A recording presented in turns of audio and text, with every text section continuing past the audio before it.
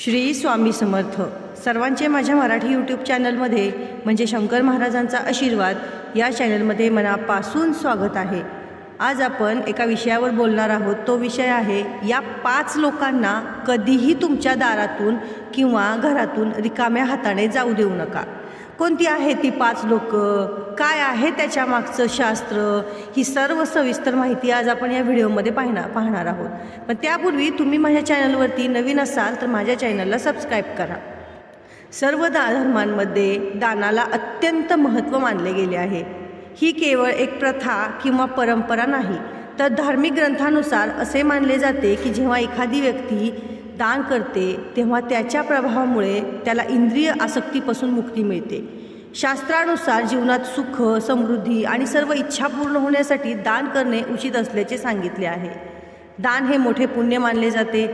असे मानले जाते की दान केल्याने व्यक्तीची अनेक पापे नष्ट होतात आणि मृत्यूनंतरही त्यांना स्वर्ग प्राप्त होतो। धार्मिक स्थळांवर तर दान करण्याचे फार पूर्वीपासून माहीत आहे आणि लोक करतातही, मनसोक्त मनापासून दान करतात। पण घराच्या दारात आलेल्या संन्यासी रिकाम्या हाताने परतणे हे हानिकारक ठरू शकते। शास्त्रानुसार 4 लोकांना रिकाम्या हाताने परत पाठवले तर नशीब दुर्दैवात बनते। घरात येणाऱ्या आनंदात काही दोष आहे का हे आपण आज जाणून घेऊया। त्यातली पहिली व्यक्ती आहे किन्नर। जर एखादी षंढ म्हणजेच किन्नर तुमच्या घरी किंवा तुमच्या व्यावसायिक ठिकाणी दारात पैसे मागण्यासाठी आला तर त्याला रिकाम्या हाताने पाठवण्याची चूक करू नका। असे मानले जाते की नपुंसकांना दान केल्याने कुंडलीतील बुधाचा दोष दूर होतो। ज्योतिषशास्त्रानुसार नपुंसक हे बुध ग्रहाचे प्रतीक मानले जाते। एवढेच नाही तर आपण त्यांच्याशी ज्या पद्धतीने वागतो त्याचाही आपल्या जीवनावर खोलवर परिणाम होत असतो। त्यामुळे त्यांचे कधीही नपुंसकांचा अपमान करू नका। जर तुम्हाला त्यांना देणगी द्यायची नसेल तर देऊ नका, पण त्यांचा गैरवापरही करू नका। जेव्हा आपण बाहेर जातो चुकून आपण त्यांना दान दिले तर बघा ते आपल्या डोक्यावरती हात ठेवतात आणि आपल्याला आशीर्वाद देतात भरभरून। मग त्यांच्या आशीर्वादामध्ये खूप मोठी पॉझिटिव्हिटी असते।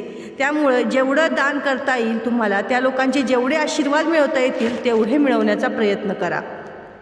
अशी ही एक धार्मिक मान्यता आहे की जर यांना हिरव्या रंगाची कोणतीही वस्तू दान केली तर ती खूप शुभ असते।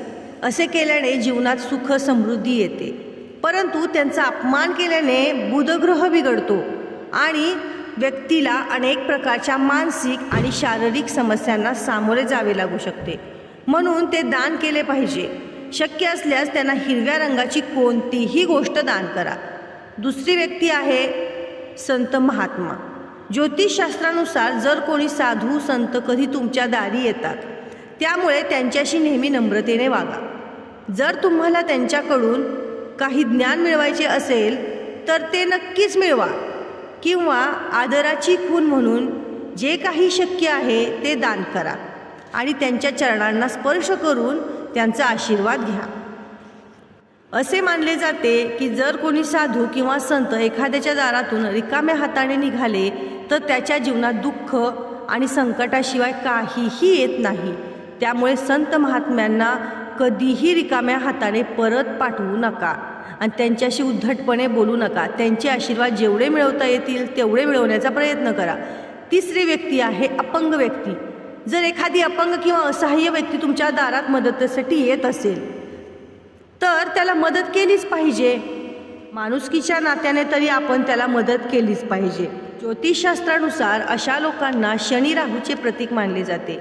यांना दान केल्याने क्रूर ग्रहांचा प्रकोप टाळता येतो। कुंडलीतील शनी दोष असेल तर जीवनात दुःख आणि संकटे येतात असे ज्योतिषशास्त्रात सांगितले आहे।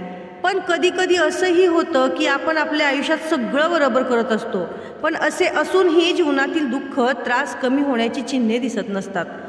खूप अडचणी येत असतात, नेहमी उदासीनता वाटत असते। त्यामुळे तुम्हीही तुमच्या दारातून कोणत्याही गरजू व्यक्तीला रिकाम्या हाताने परत पाठवत आहात की नाही याकडे लक्ष द्या, किंवा गरजू आणि अपंग अशा एखाद्याला मदत करा। त्यामुळे लक्षात ठेवा की असे कधीही करू नका, कारण अपंग व्यक्तींना राहू आणि शनिदेवाचे प्रतीक मानले असल्यामुळे हे लोक दारातून रिकाम्या हाताने परत नाही गेले पाहिजे, याची काळजी तुम्हाला घ्यायला हवी। चौथी व्यक्ती आहे भिकारी।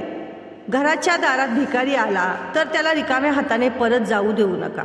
पैसे नसल्यास अन्न किंवा त्यांना देण्यायोग्य वस्तू देखील दान केल्या जाऊ शकतात. असं काही नाही की त्यांना पैसेच द्यायला हवेत.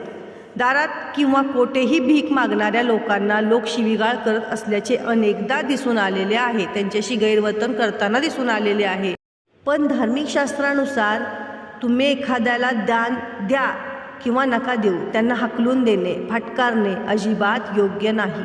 असे केल्याने आपले संचित पुण्य जे केलेले असते तेही नष्ट होते. असे मानले जाते की त्यामुळे धार्मिक शास्त्रानुसार भिकाऱ्याला कधीही तुमच्या दारातून रिकाम्या हाताने परत पाठवू नका. तुमच्या क्षमतेनुसार जे काही तुम्ही देऊ शकता, तुम्ही ते करू शकत नसाल तर ईश्वराची क्षमा मागा.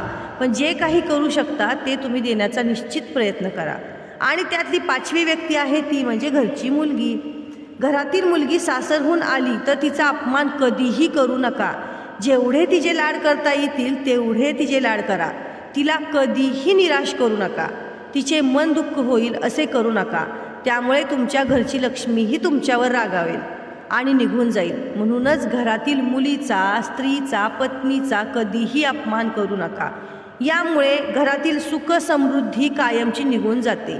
त्यामुळे तिला नेहमी आनंदी ठेवा आणि ती सासरी जाताना तिला रिकाम्या हाताने कधीच परत पाठवू नका. कारण मुलीला दिल्याने कधीही तुम्हाला कशाचीही कमी पडणार नाही. तुमच्या धनसंपत्तीत वृद्धीच होणार आहे. तर अशा प्रकारे आपण आपल्या परीने जसे जमेल तसे सर्वांना मदत करत राहावा, सर्वांच्या आशीर्वाद घेत राहावा. तर तुम्हाला ही माहिती कशी वाटली, हा व्हिडिओ कसा वाटला मला कमेंटमध्ये नक्की सांगा. आणि तुम्ही माझ्या चॅनलवरती अजूनही नवीन असाल तर माझ्या चॅनलला सबस्क्राईब करा. तुमच्या प्रियजनांपर्यंत ही माहिती शेअर करायला विसरू नका. धन्यवाद.